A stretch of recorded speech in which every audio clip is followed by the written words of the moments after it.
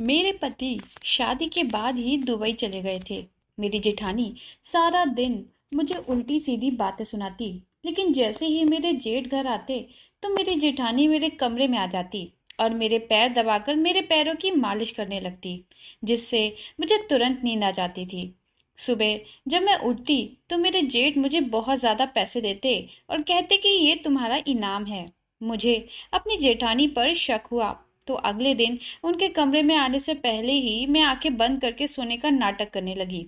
फिर उसके बाद जो हुआ उसे देखकर तो मेरे रोंगटे खड़े हो गए, क्योंकि वहां तो मेरे जेठ। मेरा नाम राधा है।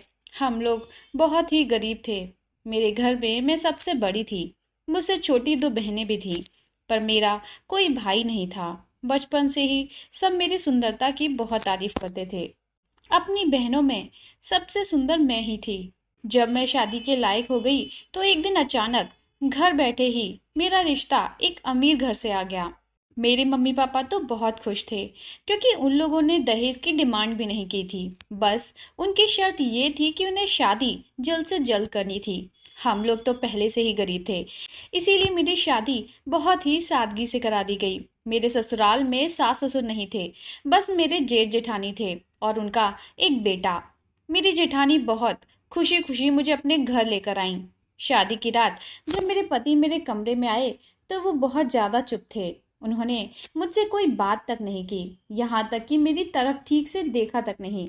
बस इतना कहने लगे कि मैं एक प्रैक्टिकल किस्म का इंसान हूँ, मुझे प्यार मोहब्बत नहीं पसंद। मैंने भी उनसे कुछ नहीं कहा, क्योंकि मैं सोच रही थी कि समय के साथ साथ मैं उनको जान जाऊंगी। मेरे जेठ और जेठानी दोनों का ही बर्ताव मेरे साथ बहुत अच्छा था, लेकिन शादी के कुछ दिनों बाद ही मेरे पति दुबई चले गए। उनके जाने के बाद मुझे पता चला कि मेरी जेठानी वैसी बिल्कुल भी नहीं जैसी खुद को दिखाती हैं। अब वो सारा दिन मुझसे घर का काम करवाती रहती थी। मैं सारा दिन घर के कामों में लगी रहती और मेरी जेठानी मेरे हर काम में कमियां निकालती रहती। मेरे पति के सामने वो हमेशा अच्छी बनती थी, लेकिन जब से मेरे पति गए थे उन्होंने अपना असली रंग दिखाना शुरू कर दिया था। मेरी शादी को अभी 2 ही महीने हुए थे और इन दिनों में मैं समझ गई थी कि मेरे ससुराल वाले बहुत ही दोगले इंसान हैं। वह दिखाते कुछ और है, उनके मन में कुछ और है। मेरी जिठानी ने मेरे पति के जाने के बाद बहाने से नौकरानी को काम से निकाल दिया और कहने लगी कि वो काम अच्छे से नहीं करती थी, और नौकरानी के जाते ही घर की सारी जिम्मेदारी मेरे ऊपर डाल दी। मैं जब भी घर की सफाई करती तो मेरी जेठानी मुझसे कहती, तुमने ठीक से सफाई नहीं की है, दोबारा सफाई करो। वो दिन भर मुझे काम में लगाए रखती थी, लेकिन रात को जब मेरे जेठ के आने का समय होता तो वो मुझसे कहती कि अपने कमरे में जाओ और आराम करो। मैं अपने कमरे में आ जाती और हाथ मुंह धोकर वहीं आराम करने लगती थी। मेरी जेठानी मेरा खाना कमरे में ही ले आती थी। मेरे जेठ के घर आते ही मेरी जेठानी का बर्ताव मेरे साथ बिल्कुल बदल जाता था। मैं उनका रवैया समझ नहीं पा रही थी। मेरी जेठानी के दो रूप थे, एक मेरे जेठ के सामने और एक उनके जाने के बाद। दिन में तो वो जालिम औरत की तरह रहती थी, पर शाम को जब मेरे जेठ काम से घर आते थे तो वो मेरे आगे पीछे घूमने लगती थी, मुझे चाय बनाकर देती। मैं नहीं जानती थी कि इस बात के पीछे क्या राज था, लेकिन जब यह राज मेरे सामने खुला तो मेरे पैरों तले से जमीन निकल गई। वो मेरे जेठ के आते ही मुझ पर मेहरबान हो जाती थी। एक दिन तो उन्होंने कुछ ऐसा किया कि मैं दंग रह गई। रात को मेरे कमरे में आ गई और मुझसे कहने लगी कि तुम थक जाती हो, सारा दिन काम में लगी रहती हो, इसीलिए मैं तुम्हारे पैर दबा देती हूँ। यह सुनकर तो मैं हैरान परेशान हो गई थी। मैं अपनी जेठानी को हैरत से देखने लगी। मैंने कहा कि नहीं, आप ये क्या कर रही हैं? मुझे कुछ नहीं हुआ है, मैं बिल्कुल ठीक हूँ। मैं आपसे अपने पैर नहीं दबा सकती। लेकिन उन्होंने मेरी कोई बात नहीं सुनी और मेरे पैर दबाने लगी। मुझे उनकी इस बात से शर्म महसूस हो रही थी, पर मैं कुछ नहीं कर सकती थी। वो मेरी बात मानने वाली नहीं थी। फिर वो उठी और एक तेल लेकर आ गई। उस तेल से मेरे पैर पर मालिश करने लगी। मुझे ये बहुत बुरा लग रहा था। मैंने उन्हें बहुत बार मना किया कि आप मेरे से बड़ी हैं, मैं आपसे मालिश नहीं करवा सकती, लेकिन वो जबरदस्ती मेरे पैर पकड़कर उस पर तेल लगाने लगी। वो इतनी अच्छी मालिश करती थी कि कुछ ही देर में मेरी सारी थकान उतर जाती थी और मैं गहरी नींद में सो जाती थी। मैं सारी रात सोती रहती थी। सुबह जब मेरी आंख खुली तो मैं बहुत थकान महसूस कर रही थी।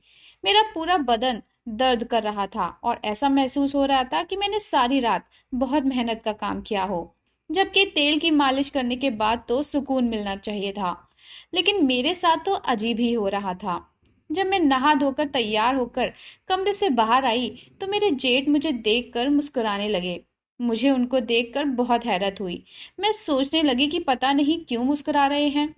फिर जो सवाल उन्होंने मुझसे किया वो सुनकर तो मैं दंग रह गई।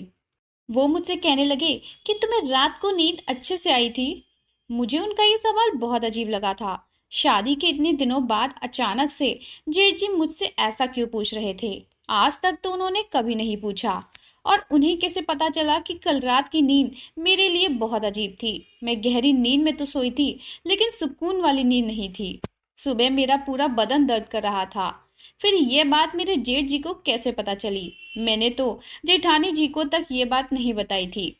मैं तो अभी अभी कमरे से बाहर निकल कर आई हूँ। यही सब सोचते हुए मैंने धीरे से उनकी बात का जवाब दिया और कहा, जी मैं आराम से सो गई थी। मैंने अपने ससुराल में एक बात और अजीबोगरीब देखी थी कि मेरी जेठानी कभी भी मेरे जेठ जी के साथ कमरे में नहीं सोती थी। वो हमेशा अपने अलग कमरे में सोती थी। और तो और मैंने उन्हें कभी जेठ जी के पास बैठते हुए भी नहीं देखा था और ना ही कभी एक दूसरे से बात करते देखा था। मेरे जेठ जी के काम पर जाते ही मेरी जिठानी का बर्ताव फिर से मेरे साथ वैसा ही हो जाता था। वो घर के सारे काम करवाती और मेरे जेठ जी के आते ही मेरी खिदमत करने लगती। कुछ दिनों से यही मामला चल रहा था। रोजाना मेरी जेठानी मेरे पैर जबरदस्ती पकड़ती और तेल लगाकर मालिश कर देती थी। उनके मालिश करते ही मेरी आंखों में नींद आने लगती थी और मैं सो जाती थी। मुझे समझ में नहीं आता था कि उनके मालिश करते ही मेरी आंखों में नींद क्यों आने लगती थी। सारा दिन मैं थकी हुई रहती थी, लेकिन जिस तरीके से मुझे रात को नींद आती थी, ऐसा लगता था कि मैंने कोई नशा किया हो। मैं ऐसी गहरी नींद में सोती थी कि रात को एक बार भी मेरी आंख नहीं खुलती थी। वरना हमेशा से मेरी नींद बहुत ही कच्ची थी, क्योंकि हल्की सी आहट से भी मैं जाग जाती थी। लेकिन जब से मेरी जेठानी ने मेरे पैरों में तेल लगाना शुरू किया था, मुझे ऐसी गहरी नींद आ रही थी कि मुझे होश ही नहीं रहता था। जब से मैं ससुराल आई थी, तब से मेरे साथ सब अजीब ही हो रहा था। एक बार किसी ने बाहर का दरवाजा खटखटाया। जब मैंने जाकर दरवाजा खोला तो बाहर एक बच्चा फूलों का बुके लेकर खड़ा हुआ था। वो फ्लावर बुके उसने मुझे दे दिया और कहने लगा कि ये आपके लिए है। मैं उस बच्चे को देखकर मुस्कुराने लगी। मैंने सोचा कि हो सकता है कि कोई मेरी जिठानी का जाने वाला होगा, इसीलिए मैंने उस बुके को उस बच्चे से ले लिया। उस बुके में एक कार्ड लगा हुआ था जिस पर लिखा था कि खूबसूरत लड़की के लिए खूबसूरत सा गिफ्ट, आपको चाहने वाला। ये पढ़कर तो मुझे जोर का झटका लगा। मैंने घबराकर वो बुके वहीं पर फेंक दिया। पता नहीं ये कौन था जिसने ये घटिया हरकत मेरे साथ की थी। मैं अपने कमरे में चली गई और कमरे का दरवाजा बंद कर दिया। मैं उस आदमी के बारे में सोचने लगी। मेरी परेशानियां तो खत्म ही नहीं हो रही थी कि ये एक नई मुसीबत मेरे गले पड़ गई थी। सुबह जब मैं अपने कमरे से बाहर आई तो मेरे पूरे शरीर में दर्द हो रहा था और मुझे बहुत ज्यादा थकान महसूस हो रही थी। मेरी आंखें बंद हो रही थी और सिर में भी बहुत दर्द था। फिर भी मैं हिम्मत करके उठी और नहा धो के कमरे से बाहर आ गई। जब मैं अपना नाश्ता बनाने के लिए किचन में जाने लगी तो मेरी जेठानी मुझसे कहने लगी कि तुम यहीं बैठो, मैं तुम्हारे लिए नाश्ता बनाकर लाती हूँ। सबसे पहले उन्होंने मुझे नींबू पानी पिलाया, जिससे मेरा नशा कुछ कम हो गया। मैं ये सोचकर हैरान थी कि मेरी जेठानी को कैसे पता चला कि मेरे सर में दर्द हो रहा है और मेरा सर भारी सा है, जिसके लिए उन्होंने मुझे ये नींबू पानी पिलाया। थोड़ी ही देर में मेरी जेठानी ने मेरे सामने नाश्ता रख दिया और जब मैं नाश्ता कर रही थी तो मेरे जेठ मेरे सामने ही बैठकर मुझे देख रहे थे और मुस्कुरा रहे थे। उनको मुझे इस तरह देखकर मुस्कुराना बहुत ही अजीब लगता था। और फिर उन्होंने मुझसे ऐसी बात कही जिसे सुनकर मैं तो चौंक गई। मेरे जेठ कहने लगे कि नीले गहरे कलर के कपड़ों में तुम बहुत अच्छी लगती हो। यह सुनकर तो मुझे बहुत बड़ा झटका लगा, क्योंकि नीले कलर का सूट तो मैंने रात में पहना था। वो मेरा नाइट सूट था जो कि मैं अपने कमरे में जाने के बाद ही पहनती थी। एक बार कमरे में जाने के बाद मैं बाहर नहीं आती थी, तो फिर मेरे जेठ को कैसे पता चला कि मैंने रात नीले रंग का सूट पहना था? उनकी बात सुनकर तो मुझे अब बहुत टेंशन हो रही थी। मैंने अपनी नजरें झुका ली और नाश्ता जल्दी जल्दी खत्म करके अपने कमरे में आ गई। अब तो मुझे शक होने लगा था कि रात को मेरे साथ क्या होता है। अभी तक मैं बस यही सोच रही थी कि मैं रात को इतनी गहरी नींद में कैसे सो जाती हूँ, लेकिन अब मेरे जेठ को कैसे पता चला कि मैंने रात को किस कलर का सूट पहना था। यही सब सोचते सोचते मैं कमरे से बाहर आ गई और किचन में चली गई। किचन में बर्तन पड़े थे तो उन्हें धोने लगी कि तभी मेरे साथ एक और अजीबोगरीब हरकत हुई जिसने मेरे होश उड़ा दिए। मैं किचन में बर्तन धो रही थी कि मुझे महसूस हुआ कि कोई मुझे देख रहा है। मैंने किचन में इधर उधर देखा पर वहां कोई नहीं था, लेकिन मुझे ऐसा महसूस हो रहा था कि जरूर मुझे कोई देख रहा है। मैं परेशान हो गई, पता नहीं वो कौन है जो मुझे देख रहा है और कहाँ से देख रहा है। हमारे किचन की खिड़की से सामने वाले घर के कमरे की खिड़की साफ नजर आती थी। मैंने देखा वहां से मुझे कोई दूरबीन से देख रहा था, क्योंकि वो दूरबीन मैंने अपनी आंखों से देखी थी। जैसे मेरी नजर उस पर पड़ी तो वो वहां से हट गया और खिड़की का पर्दा डाल दिया। वो जो कोई भी था मुझे ही देख रहा था। एक तरफ तो मैं अपने जेठ की बात से और जेठानी की हरकतों से पहले से ही परेशान थी, और अब पता नहीं ये कौन अनजान आदमी था जो मुझे छुपकर देख रहा था। पता नहीं ये मुझसे क्या चाहता था। ऐसे ही एक दिन की बात है कि मैं किचन से काम करके निकल रही थी कि तभी किसी ने आंगन में एक कागज का टुकड़ा फेंका जो कि मेरे पैरों में आकर गिरा। पहले तो मैंने उसे नजरअंदाज कर दिया, पर फिर मैंने देखा कि उस कागज पर कुछ लिखा हुआ था। यह देखकर मैं बहुत ज्यादा घबरा गई थी, इसीलिए मैंने वो कागज उठाया और सीधे अपने कमरे में आ गई। मेरा दिल जोर जोर से धड़क रहा था। पहले मैंने सोचा कि उस कागज को फाड़कर फेंक देती हूँ, लेकिन फिर मैंने सोचा कि एक बार खोलकर देख लेती हूँ कि इसमें क्या लिखा है। मैंने वो खोलकर पढ़ना ही शुरू किया था कि इतने में कोई मेरा दरवाजा खटखटाने लगा। मैं एकदम से उछल गई। मुझे पता था कि मेरी जेठानी ही होंगी। मैंने जल्दी से उस लेटर को अपनी अलमारी में कपड़ों के अंदर छुपा दिया और अपने चेहरे से पसीना साफ किया।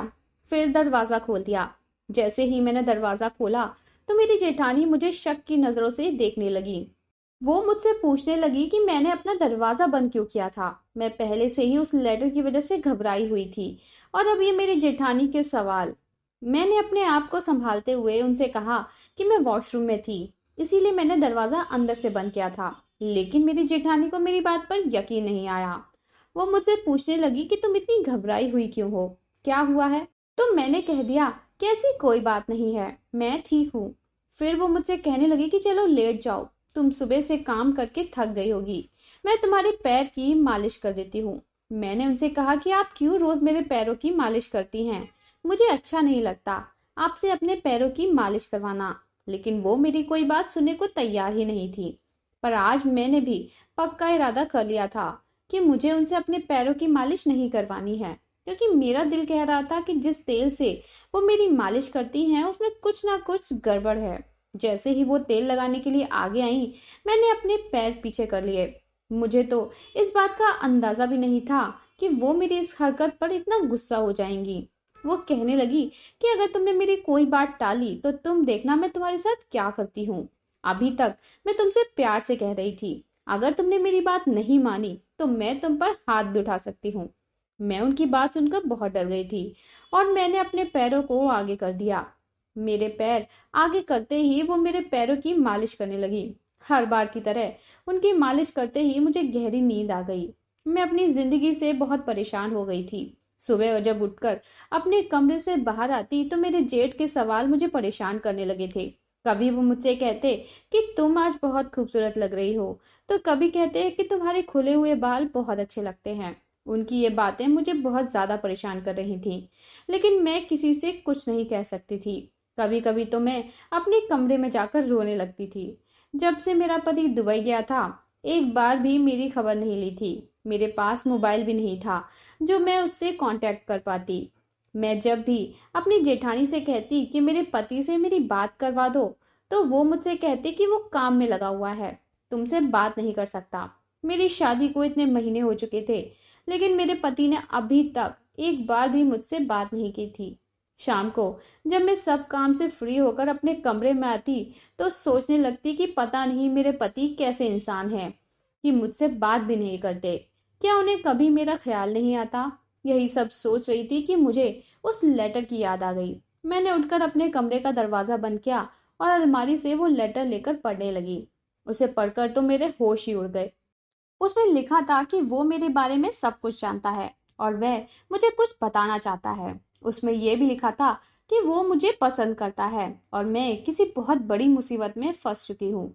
वो कह रहा था कि वो मुझे हर समय अपनी खिड़की से देखता रहता है और उसे मेरी हालत पर बहुत तरस आता है। वो लेटर पढ़कर मैंने अपने कमरे की खिड़की से बाहर की तरफ देखा तो सामने वाले घर की खिड़की में कोई खड़ा मुझे दूरबीन से देख रहा था। मैं उसे देखकर घबरा गई और मैंने तुरंत अपनी खिड़की के पर्दे डाल दिए। उस आदमी की लेटर को पढ़कर मैं सोच में पड़ गई थी कि वो किस मुसीबत की बात कर रहा था और आखिर वह मुझे क्या बताना चाहता है। सोच सोचकर मेरी आंखों से आंसू बहने लगे थे। मेरे मम्मी पापा बहुत गरीब थे और मेरी कुंवारी छोटी बहनें भी थीं जिनकी शादी होना बाकी था। इसीलिए मेरी माँ ने मुझे समझा कर भेजा था कि मैं कभी भी अपने ससुराल वालों से लड़कर घर वापस नहीं आऊं, क्योंकि उनके ऊपर मेरी बाकी बहनों की जिम्मेदारियां भी हैं। इसीलिए अब मैं अपने मायके भी नहीं जा सकती थी। मेरे पास कोई नहीं था जिससे मैं अपनी परेशानियां शेयर कर सकूं, अपने दिल का हाल कह सकूं।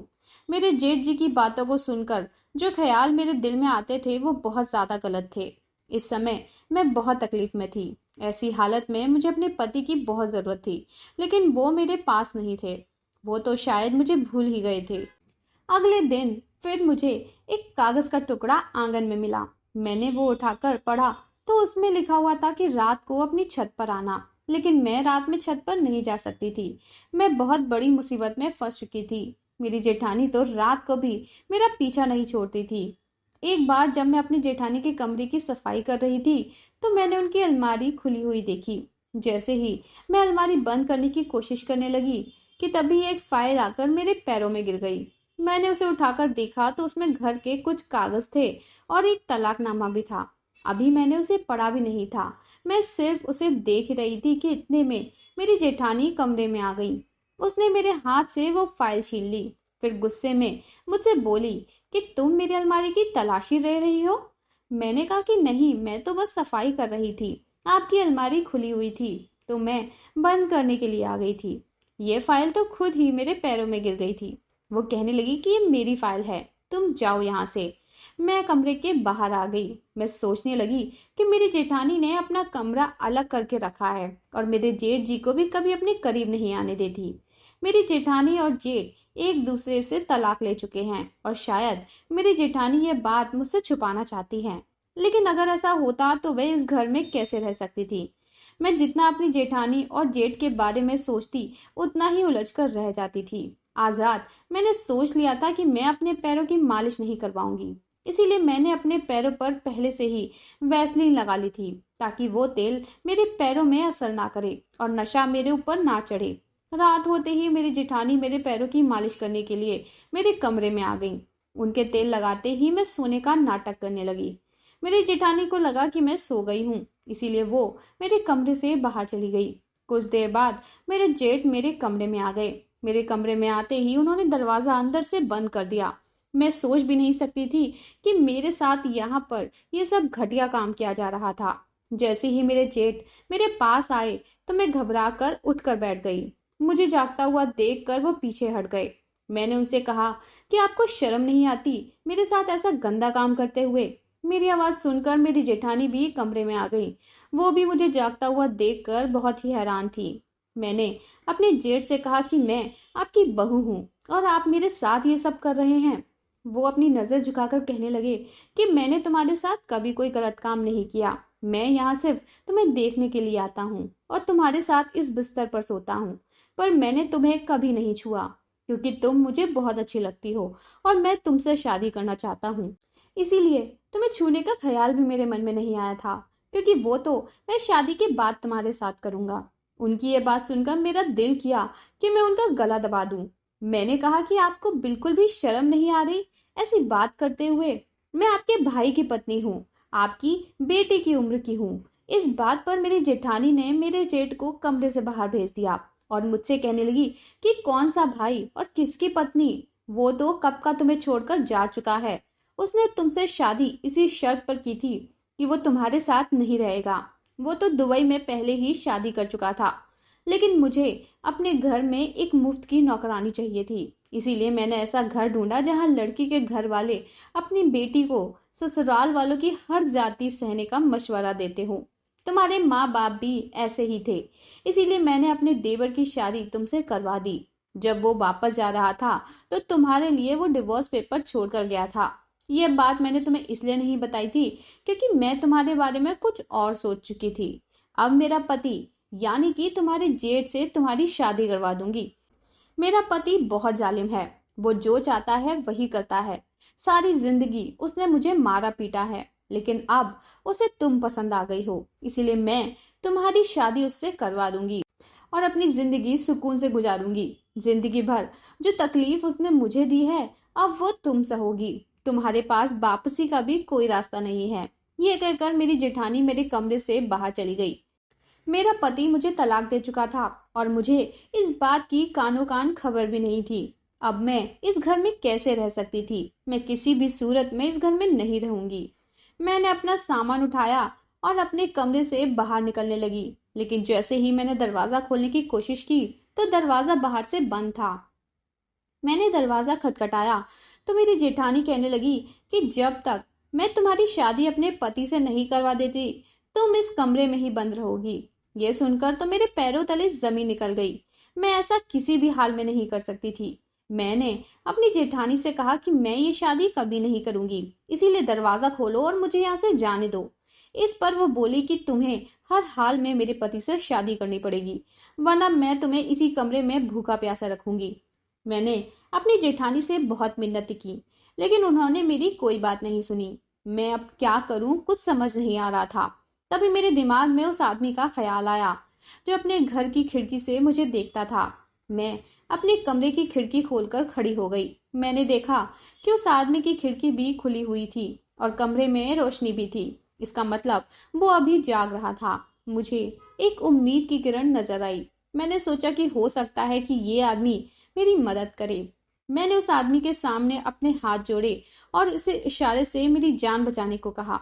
मेरे पास बस यही एक उम्मीद थी।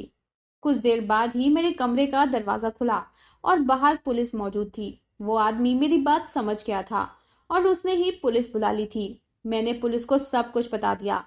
पुलिस मेरे जेठ और जेठानी को पकड़ कर ले गए थे।